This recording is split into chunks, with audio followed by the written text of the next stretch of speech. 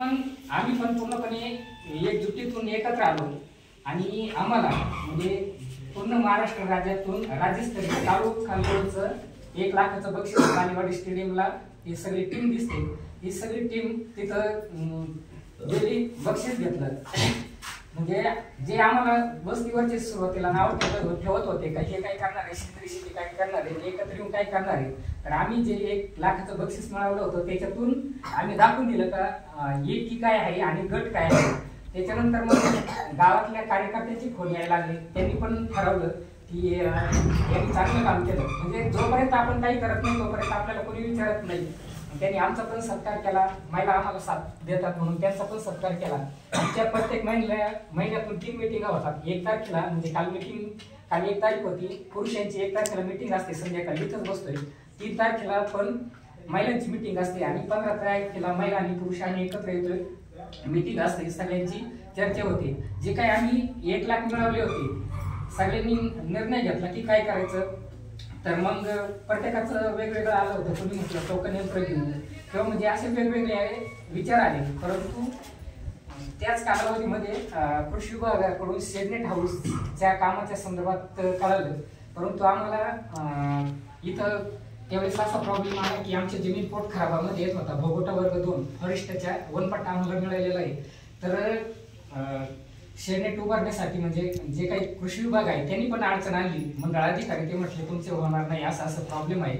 तर त्यासाठी गटाचे अध्यक्ष मी बक्षी साहेबांकडे म्हटलो काय याला काय करायला लागेल, मी स्वतः पाठपुरावा करतो। ते म्हटले की जिल्हा कृषी अधिकारी बोराळे साहेब आहेत त्यांच्याकडे जाऊन तुम्हाला त्यांचं पत्र घ्यायचं, तर आयुक्ताकडे जायला म्हटलं मी चालू, फक्त तुम्ही मार्ग दाखवून द्या। मी स्वतः नगर ऑफिसला गेलो, त्याच्यानंतर पुन्हा ऑफिसला गेलो आणि जे काही म्हणजे कृषी विभागानं अडचण आलेली होती की पोट खराबा जमिनीवरती शेडनेट होणार नाही, तर आमच्या यांनी त्या जागेची पाहणी करून तिथं शेडनेट उभारण्यासाठी मार्किंग करून द्यायची। म्हणजे आमच्या गटाचा फायदा झाला, परंतु संपूर्ण महाराष्ट्रामध्ये आमच्या एका गटामुळे सगळ्यांचा फायदा झाला।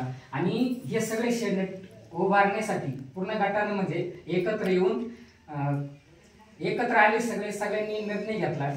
तर आम्हाला म्हणजे जे काही प्रत्येकाचे प्लॉट आहे त्या पण सांगितली। त्याच्यानंतर आम्ही किट वापरत होतो, बाहेरून ज्या किट आल्या ना म्हणजे त्या पूर्णपणे ऑर्गॅनिक आहेत त्या वापरायच्या। आणि आमचा गट सेंद्रियाला जोडलेला आहे, दशपर्णी निमार्क हे बनवायचं आम्ही म्हणजे सुरुवातीला। परंतु ते बनवायला थोडं किचकट वाटत होतं की एक पाला गोळा करायचा, आणायचा, 30 ते 45 दिवस ते ढवळायचं। मग वॉटर संस्थेतून आम्हाला कळलं की टेक्नॉलॉजी थोडं फास्ट होणार आहे आणि आपण पण वापरू शकतो आणि दुसऱ्याला पण देऊ शकतो दाखवलं। आणि त्याची विक्री पण करतोय, म्हणजे गटातले सदस्य वापरतात। आता तुम्ही जे बघितलं ना तो म्हणजे अंजिराचा प्लॉट आणि शिमलाचा प्लॉट, त्याच्यामध्ये जसं म्हणजे सुरुवातीला ज्यावेळी साधारणतः 15 दिवसाचं झालं ह्युमिक फक्त मी त्याला ह्युमिक 2 वेळेस त्याचं ड्रिंचिंग केलेलं आहे। त्याच्यानंतर टप्प्याटप्प्याने DAP द्रावण असं म्हणजे 7-8 दिवस झाले का ड्रिपनं सोडून द्यायचं। त्याच्यानंतर दशपर्णी, त्याच्यानंतर वेमिला। आता बऱ्याच ठिकाणी तुम्ही गेले तर शिमला मिरचीवर थ्रिपचा अटॅक दिसतोय। थ्रिपमुळं बरेचसे जण म्हणतात का हे आलं नाही भाऊ, आम्हाला फळधारणा वगैरे व्यवस्थित झालेली नाही। परंतु तुम्ही जसं सचिन सरांनी मागे सांगितलं की आजार आल्यानंतर स्प्रे घ्यायचा आणि मग म्हणायचं बा हे होत नाही, परंतु आजार येऊ किंवा नाही येऊ लहान लेकरं त्याच्यावरती तर लवकर इफेक्ट होणार आहे। म्हणून आम्ही म्हणजे ज्या दिवशी आम्हाला कळलं सेंद्रिय शेती त्या दिवशीच असं ठरवलं की आजपासून सेंद्रिय शेती करायची। आणि आता हा माझा सर्वजण या ठिकाणी शेतकरी बांधवात मी एका वाडी वस्तीमध्ये हा चाललेला हा प्रकल्प खरोखर वाखाणण्याजोगा आहे।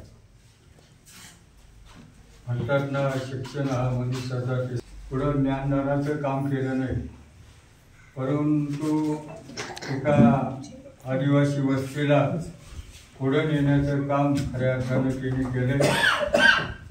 खऱ्या अर्थानं मोठमोठी गावं असतात आणि एका वाडीनं खऱ्या अर्थानं हा प्रोजेक्ट काय मला भोसाट बा कसं आहे, येऊन इकडे आनंद तर भरपूर झाला हो, आम्हाला, नक्की. की शिकायला भेटलं आम्हाला. महत्वाचं आम्हाला काही माहितही नव्हतं की सेंद्रिय शेती. मी पण बोललो मागाशी किंवा आम्हाला फक्त युट्यूब वरती माहिती आहे किंवा आपल्या शासनामुळे माहिती पडतं की बाबा हा सेंद्रिय शेती करायची, पण ती करायची कशी, त्याच्यातले कोणते कोणते घटक वापरायचे हेच आम्हाला माहित नव्हतं मला. पण इथे आल्यामुळे आम्हाला कळालं सगळ्या गोष्टीचे घटक कोणते कोणते, जास्त वापरायचे नाहीयेत, मोजकेच आहेत. जसं आपण रासायनिक खतासारखं आपण म्हणतो फिक्स ठेवलेले आयटम आहे तेवढेच आपल्याला वापरायचे. आणि महत्वाचं असं आहे की आता हे म्हटले की आदिवासी म्हणजे अशी गंमत आहे की त्यांच्या रक्तातच निसर्ग आहे. नाही त्याने तो शब्द आहे ना तो शब्दच असा आहे की त्यांच्या रक्तात असं आहे. तर त्याच्यामुळे आज त्यांच्यामुळे आपल्याला मोठा फायदा होतोय. आम्ही तुम्हाला धरून तुमच्या बरोबर राहायचंय आम्हाला, आणि आमच्या गावाला सुद्धा, गावात सुद्धा या, प्रत्येकाच्या गावात या, आमच्यात नाही, प्रत्येकाच्या गावात तुम्ही व्हिजिट द्यावी आणि हीच माहिती आम्हाला द्यावी आणि आमच्यापर्यंत हे प्रोडक्ट यावे, तर भरपूर चांगलं होईल.